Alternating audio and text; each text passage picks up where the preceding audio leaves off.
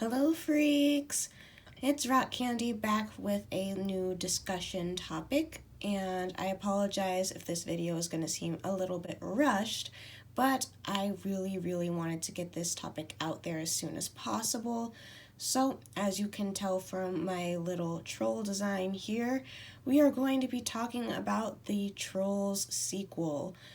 Oh my goodness, I honestly didn't think this was going to happen because Trolls got such a mixed receiving. Basically, it was the movie either you really liked but didn't want to admit that you liked, or you really hated and you had no problem admitting that you hated it. The thing was that because this movie was so odd in terms of its receiving, I thought that the company was going to play it safe and really just leave Trolls as a kind of really nice, not the best, but nice standalone film. But, as you can see from the trailer that recently dropped, we're getting a new one, and it's called The World Tour. I mean, if I would be completely honest, I would have no problem whatsoever if the cast of the Trolls film would go on a world tour with all the songs, because arguably the music was the best part of the first Trolls film. But that's not really what I'm here to talk about. What I am here to talk about is the, how do I want to put it? The kind of risks that they're taking with the new Trolls World Tour sequel, because honestly, it's a really bold move. A very bold move. And you may not think so just from the premise alone, because it seems so straightforward that you wouldn't really have to worry about a lot of things. But with the specific theme they wanted to go for the sequel, that's what makes the film risky. So, to briefly go over the trailer and its contents, basically the plot is there's this instrument that has these strings, and each string represents a different clan of the trolls. So the trolls we saw in the first movie are not the only group of trolls that are out there in the world.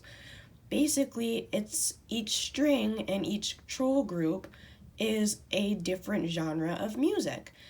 And that seems very creative. Yes, it seems very versatile with what you can do with it, considering there are so many genres of music and there are so many subgenres that you can put in.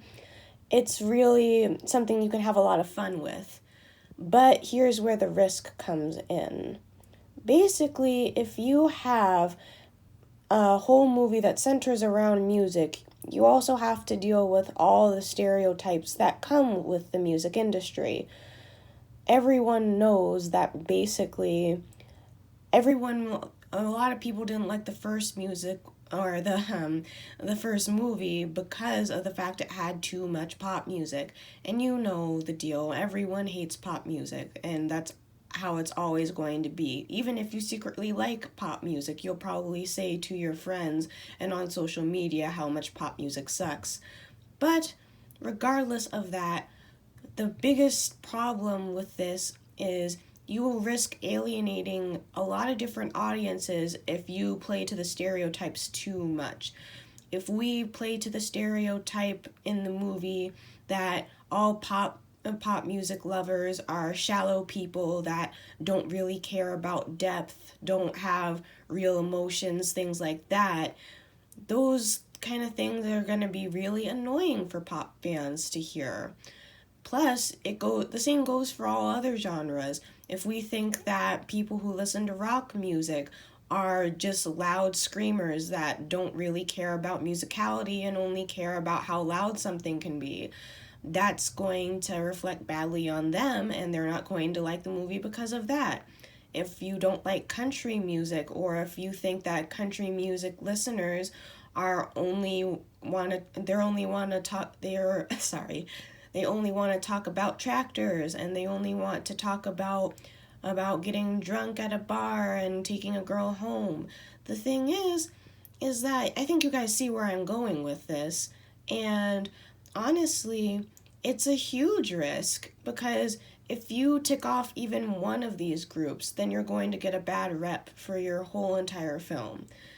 I do love the idea of incorporating more music genres into the film, but it's going to have to be something you take a lot of precautions with.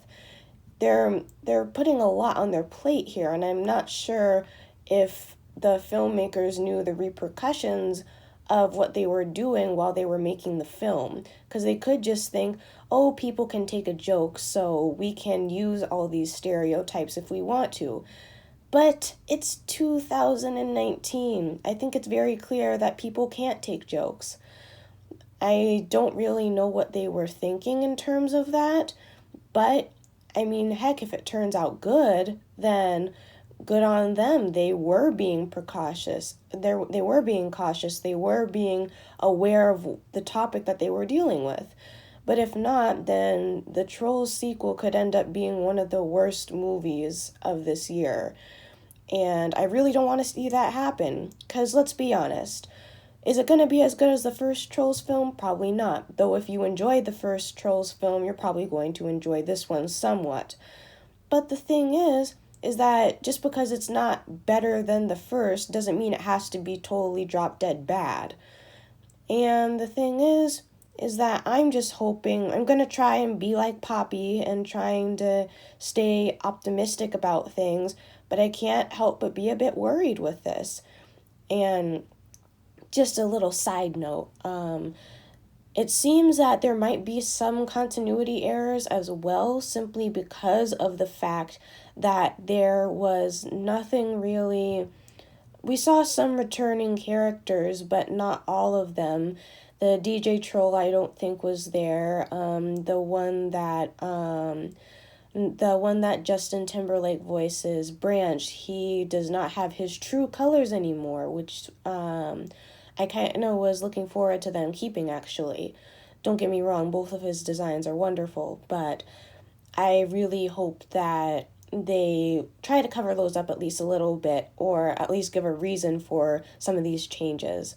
And the other thing is that personally, the reason why I really liked the first Trolls movie was not just because of the interesting art style or the amount of celebrity cameos that actually did a decent job and not just have a bunch of one-liners, I really liked the message of the first one. The first one was all about how being happy and being an optimist can be, yes, annoying to some people, but it can help you get through some really tough situations, and it might even end up benefiting you in the end, because being nice to people just for the sake of it can end up helping you and the other person in a lot of different ways. That's a really nice message to sow to kids, but it also doesn't shun the negative emotions like sadness, frustration. Going back to Poppy, she's a character that, yes, on the whole is a very happy character, but she still has times where she gets frustrated, where she gets upset. If she was a lesser character, then she would always just be happy all the stinking time. But Poppy, she understands when she's messed up. She tries to fix her mistakes, all the while being an optimist. And that's what I liked about her. And that's what I liked about the whole entire film. I don't know exactly what message they're going for in terms of the sequel, because all we really know is that there is a rock and roll troll that is trying to destroy all the other clans. And the thing is that maybe they could be going for a message of acceptance of different people's tastes, but that's a speculation. It really wasn't put out there in the trailer. Maybe that's a good thing, so we might get surprised by the message. But I'm hoping that this film is able to balance the fun of messing with a bunch of different music genres and balance that with the message, because if one overshadows the other, then it will be a very hard to watch film. It might be even distracting. But that's just my 2 cents on it. In the comments, I want to hear from you guys. What did you like about the first Trolls movie? What did you dislike? And what are your predictions for the sequel world tour? That's all from me for today, and I hope you guys are enjoying the videos. I'm going to try to post more frequently. I know I haven't been really sticking to my schedule, but I'm trying, And I'll see you guys in the next video. Bye!